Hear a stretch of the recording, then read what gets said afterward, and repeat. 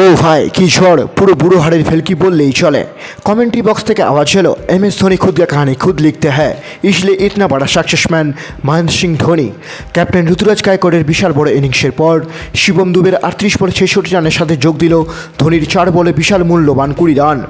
20তম ওভারে বল করতে আসেন মুম্বাই ইন্ডিয়ান্সের অধিনায়ক হার্দিক পান্ডিয়া, আর সেই সময় 20তম ওভারে ব্যাট করতে আসেন বাহুবলী মহেন্দ্র সিং ধোনি। পরপর বিশাল ছক্কার মাধ্যমে হ্যাট্রিক 6 মেরে 4 বলে 20 রানের বিশাল মূল্যবান ইনিংস খেলেন ফিনিশার মহেন্দ্র সিং ধোনি। কথাই আছে পূর্ণ চাল ভাতে বাড়ে, আরেকবার প্রুভ করে দিলেন ফিনিশার মহেন্দ্র সিং ধোনি।